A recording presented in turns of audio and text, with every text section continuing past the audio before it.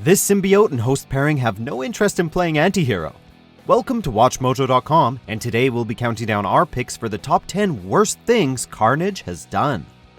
Before we begin, we publish new content every day, so be sure to subscribe to our channel and ring the bell to get notified about our latest videos. For this list, we'll be looking at the most depraved, shocking, and abhorrent acts ever committed by the villainous Carnage. Please note that we'll be considering the actions of both the Carnage symbiote and Cletus Kasady without the symbiote.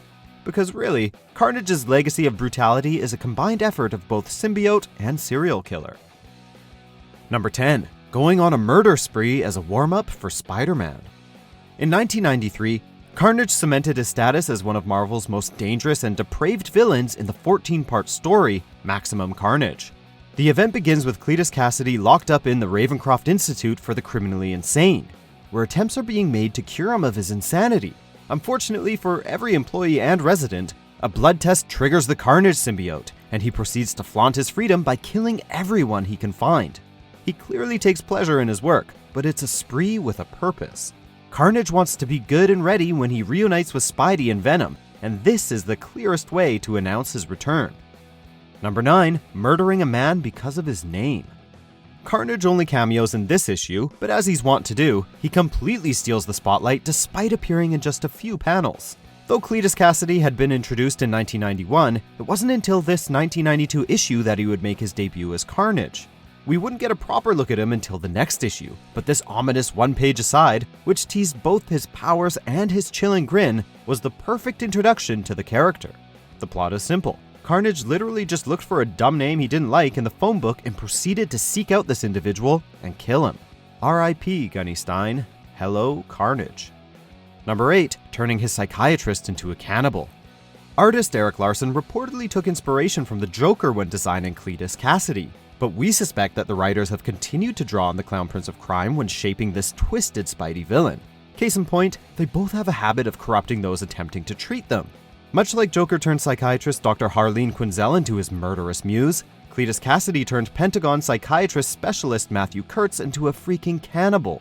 Admittedly, Kurtz seemed rather unstable to begin with, but when Carnage drills a tendril right into the psychiatrist's brain and gives him a front row seat into the mind of Carnage, the man snaps. When a guard intervenes, he eats his face. Number 7. Contorting a man to death to prove a point. In the 2016 Carnage series, Kasady got a hold of something called the Darkhold, a powerful book of sins that's been kicking around the Marvel Universe since 1972. The plot is a bit convoluted, but long story short, Carnage takes on the power of the Darkhold, which allows him to create duplicates, only to become frustrated when it doesn't work for him as expected. Looking for answers, he seeks out one Roger Fellwood, only to find Roger Fellwood Sr. instead. When Junior arrives on the scene, Carnage explains that his new ability is horrifically killing the would-be hosts instead. How does he demonstrate the problem? By doing it to Gleason Sr. Number 6. Committing mass murder at his orphanage. Here's a Cletus Kasady moment to remind you that the man behind Carnage was a monster long before the symbiote came along. Kasady had a messed up childhood, to say the least. Over the years, various writers have filled in his backstory with such unsavory early misdeeds as torturing and killing the family dog, and murdering his own grandmother by pushing her down the stairs. In his defense, she was abusive. But the same can't be said for the victims at the orphanage where he grew up. Here, Cletus killed an administrator, pushed a girl in front of a bus, and burned down the orphanage with his peers still inside. Number 5. Infecting an entire town with his symbiote. The 5-part Carnage USA miniseries saw the beloved villain take his unique brand of horror and apply it to an entire small town. Arriving in Doverton, Colorado, Cletus Kasady infects the local water supply to spread his symbiote to the inhabitants of the town, turning all of them into his personal playthings. In the very first issue, we see a baby and a young boy infected and attack their father. It's some seriously shocking content. That's the thing about Carnage though, he doesn't just love committing acts of murder, he also takes pleasure in mentally torturing his victims. Sadly, not everyone makes it out alive. Number 4. Infecting Peter Parker's son. It may seem far worse to infect multiple children than just one, but this particular victim's relationship to Spider-Man made it more personally painful and thus more resonant with readers. In the MC2 reality, also known as Earth 982, the Carnage symbiote has separated from Cletus Kasady, but it still apparently got a thing for torturing members of the Spider family. When the Carnage symbiote attaches itself to Spider-Girl's high school friend Moose, she learns firsthand just how dangerous her father's old foe really is. Carnage kidnaps Ben Parker, Peter's son, and then proceeds to bond with him, forcing Spider-Girl to fight her own baby brother. She saves him, but it costs Ben his hearing. Number 3. Throwing a baby out of a window. Sure, Carnage throws baby Ben Parker out a window in the aforementioned story arc, but he'd presumably already infected the infant with the symbiote by this point, making it all just a sick exercise in emotional manipulation. Plus, by 2007, we'd grown accustomed to this sort of behavior from Carnage. 1992 was a very different time.